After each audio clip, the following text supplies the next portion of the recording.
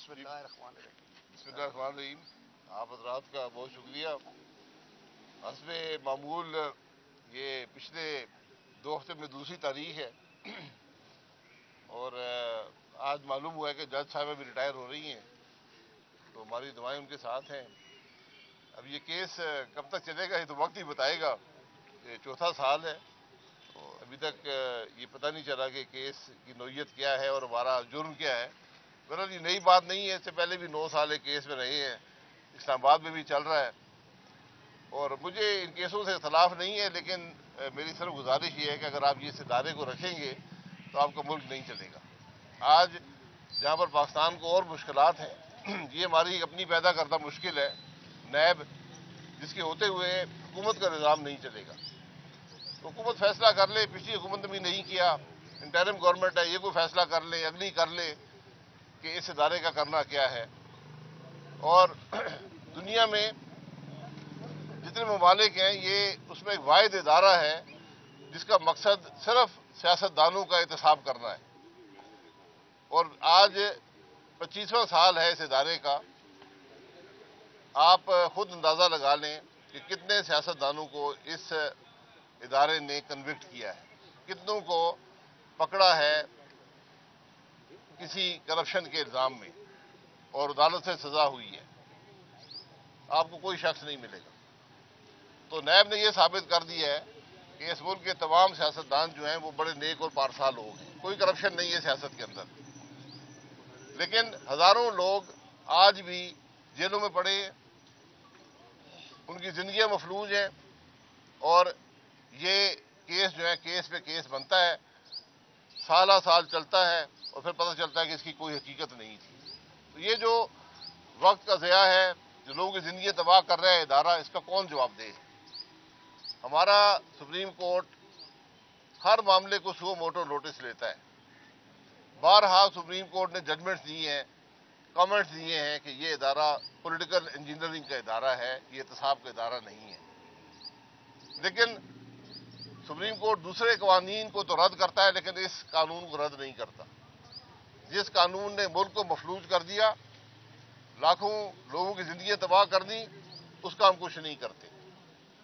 تو میں تو ہمیشہ کہتا ہوں کہ یہ جو ہم پہ کیس آپ نے بنائے ہیں، کیسوں کو چلائیں۔ دنیا کا ملک بتائیں جہاں کیس 4 چلتے ہوں۔ جو مجھ پہ پہلا نیب کا کیس بنا تھا سن 2000 میں، وہ 9 سال چلتا رہا۔ اس کو تو ابھی صرف یہ 4تھا سال جاری ہے، 5 باقی ہیں۔ 5 سے بھی باقی ہے۔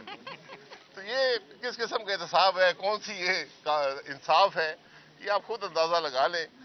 وہ جسٹس صاحب جو کیس بناتے تھے، بڑی دھوئے دار تقریریں کرتے تھے، رپورٹیں جاری کرتے تھے، جسٹس جاوید اقبال صاحب وہ گھر بیٹھے ہیں، وہ اپنے مزے میں ہیں، کیس وہیں پر ہیں۔ کئی جج ان عدالتوں سے ریٹائر ہو کر گھر چلے گئے۔ تو بہرحال یہ معاملات ہیں جن کا علم پاکستان کے عوام کو ہونا چاہیے۔ لوگ یہ سمجھتے ہیں کہ نیب کا کیس جس میں بن گیا وہ بہت بڑا مجرم ہے، حالانکہ حقیقت یہ کہ ملزم بھی نہیں ہوتا، جھوٹے مقدمے بنا کر عدالتوں میں کھڑا کیا جاتا ہے، حتیٰ کی جاتی ہے، پولیٹیکل انجینئرنگ کی جاتی ہے۔ یہ اس ادارے کا کام ہے۔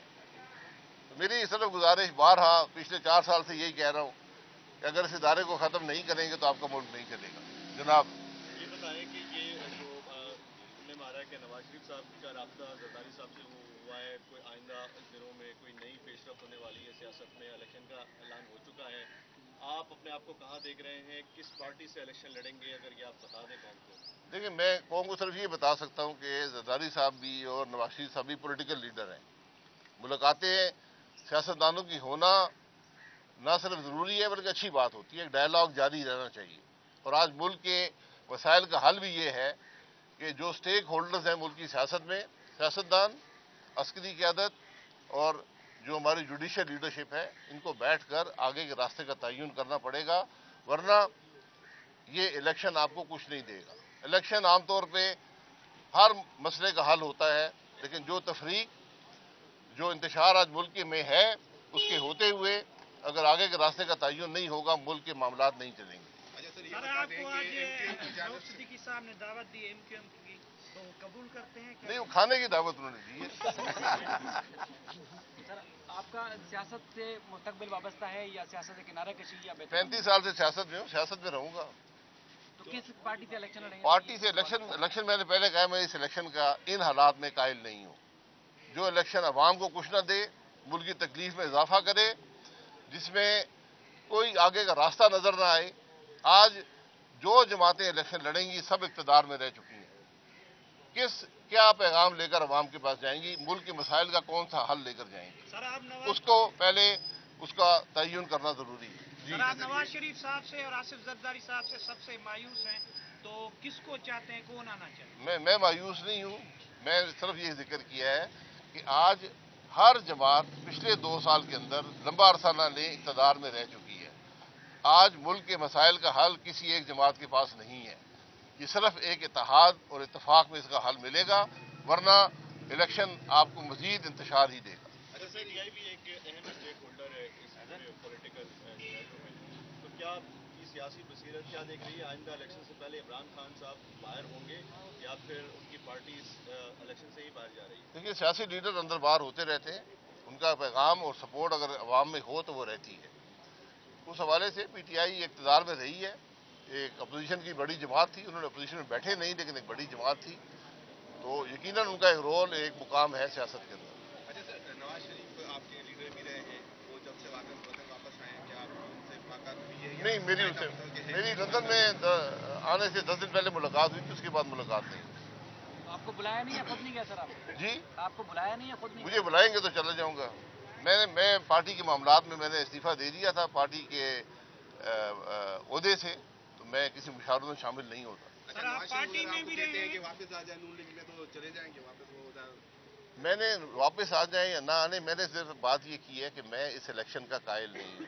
सर आप पार्टी में भी रहे, आपको वजीर आजम भी नवाज शरीफ साहब ने किया, तो आपका ये फर्ज नहीं बनता कि वो मुल्क से आए? या मैं पार्टी से 35 साल से रहा हूँ, पार्टी के हर अच्छे बुरे वक्त में उसके साथ रहा हूँ, और मियां नवाज शरीफ साहब से एक ज़ाती ताल्लुक है, एक रिश्ता है, एक इज्जत का रिश्ता है, और वो बरकरार रहेगा, उसका सियासत से ताल्लुक नहीं है। 8 फरवरी के जो इलेक्शन होने जा रहे हैं, क्या आपको लगता है ये फेयर इलेक्शन होंगे? मेरी दुआ है कि फेयर होंगे। फेयर नहीं होंगे तो जो 70 में हुआ था उसके बाद से जो हो रहा है, आज अगर मुल्क के हालात जहाँ पर हैं, इसमें अनफेयर इलेक्शन की चोरी का बहुत बड़ा हाथ है। अगर हमने आज भी सबक हासिल नहीं किया तो आगे भी आपको खराबी ही मिलेगी। अच्छा सर, ये बता दीजिएगा, क्या समझा जाए कि शाहिद खाकान अब्बासी जो है वो सियासत से अलग हो गए हैं या अपनी पार्टी से अलग हो गए हैं? शाहिद खाकान अब्बासी एमक्यूएम में नहीं है। हम और सपोर्ट अगर अवाम में हो तो वो रहती है। उस हवाले से पीटीआई इक़्तिदार में रही है, एक अपोजिशन की बड़ी जमात थी, उन्होंने अपोजिशन में बैठे नहीं लेकिन एक बड़ी जमात थी, तो यकीनन उनका एक रोल, एक मुकाम है सियासत के अंदर। अच्छा सर, नवाज शरीफ आपके लीडर भी रहे हैं, वो जब से वतन वापस आए हैं, क्या आपकी उनसे मुलाकात हुई है? नहीं, मेरी लंदन में आने से 10 दिन पहले मुलाकात हुई थी, उसके बाद मुलाकात नहीं।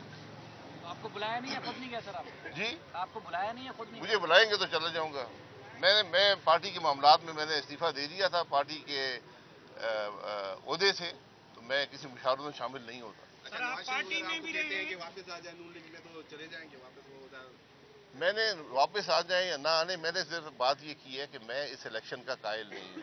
सर आप पार्टी में भी रहे, आपको वजीर आजम भी नवाज शरीफ साहब ने किया, तो आपका ये फर्ज नहीं बनता कि वो मुल्क से आए? या मैं पार्टी से 35 साल से रहा हूँ, पार्टी के हर अच्छे बुरे वक्त में उसके साथ रहा हूँ, और मियां नवाज शरीफ साहब से एक ज़ाती ताल्लुक है, एक रिश्ता है, एक इज्जत का रिश्ता है, और वो बरकरार रहेगा, उसका सियासत से ताल्लुक नहीं है। 8 फरवरी के जो इलेक्शन होने जा रहे हैं, क्या आपको लगता है ये फेयर इलेक्शन होंगे? मेरी दुआ है कि फेयर होंगे। फेयर नहीं होंगे तो जो 70 में हुआ था उसके बाद से जो हो रहा है, आज अगर मुल्क के हालात जहाँ पर हैं, इसमें अनफेयर इलेक्शन की चोरी का बहुत बड़ा हाथ है। अगर हमने आज भी सबक हासिल नहीं किया तो आगे भी आपको खराबी ही मिलेगी। अच्छा सर, ये बता दीजिएगा, क्या समझा जाए कि शाहिद खाकान अब्बासी जो है वो सियासत से अलग हो गए हैं या अपनी पार्टी से अलग हो गए हैं? शाहिद खाकान अब्बासी एमक्यूएम में नहीं है।